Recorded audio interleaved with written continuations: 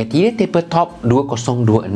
Jangan terbeli. Hai, Uncle Andrew sini. Tahun 2026 ini, ramai sangat orang tanya Uncle Andrew, saya nak buat kabinet dapur baru, tapi peninglah tengok material tabletop sekarang. Macam-macam nama ada. Quartz lah, sintered stone lah, porcelain lah. Mana satu yang tak sakit kepala bila guna?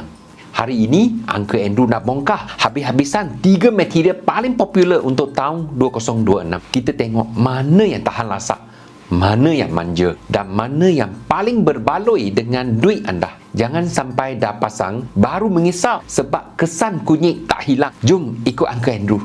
Pertama, quartz stone, the popular choice, material paling favourite orang Malaysia. Quartz ini cantik, corak dia nampak mewah macam marble, tapi dia non-porous, tak serat air. Jadi kalau tumpah kopi atau kicap, lap je bersih. Tapi ingat, kunyit kalau biar lama sangat, quartz putih pun boleh berkesan atau bercapuk. Jadi jangan bertangguh kalau tumpah apa-apa. Tapi amaran untuk mak-mak, quartz ini ada resin atau plastik. Kalau anda jenis suka angkat kuali panas terus letak atas meja, stop. Kalau kerap kena haba tinggi, terutamanya quartz grade rendah, lama-lama boleh jadi kuning atau rosak. Tahun 2026 ini, cari quartz yang grade tinggi, tapi tetap kena guna lapik panas atau trivet kalau nak meja tahan 20 tahun. Kedua, sintered stone atau porcelain, the 2026 King.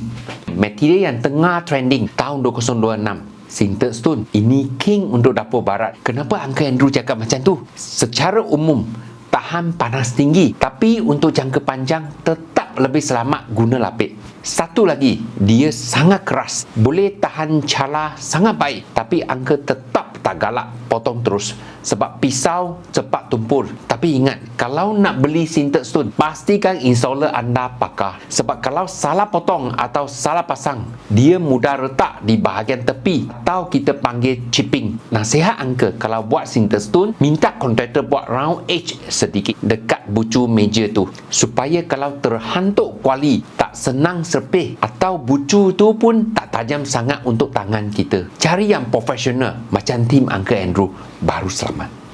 Ketiga, neutral stone, granite, marble, the lazuli.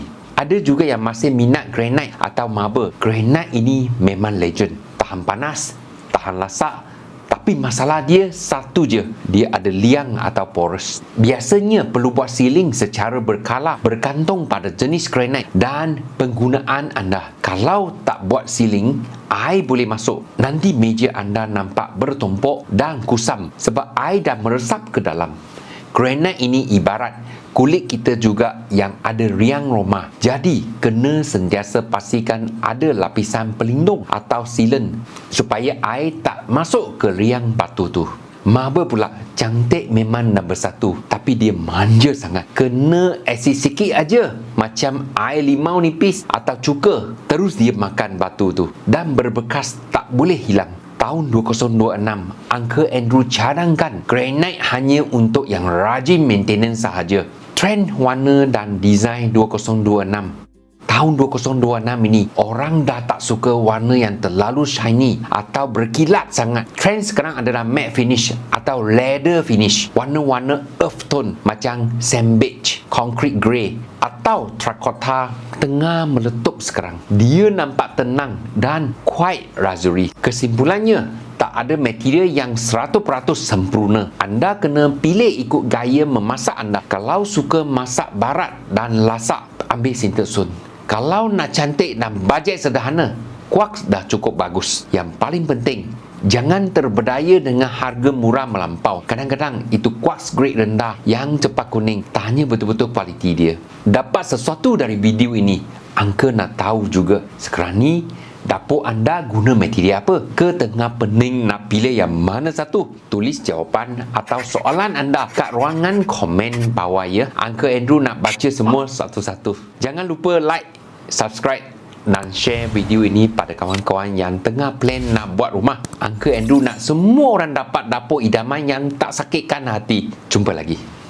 Terima kasih kerana menonton. Jangan lupa klik like, komen, share dan subscribe. Pastikan anda on notification supaya dapat update terkini dari Uncle Andrew.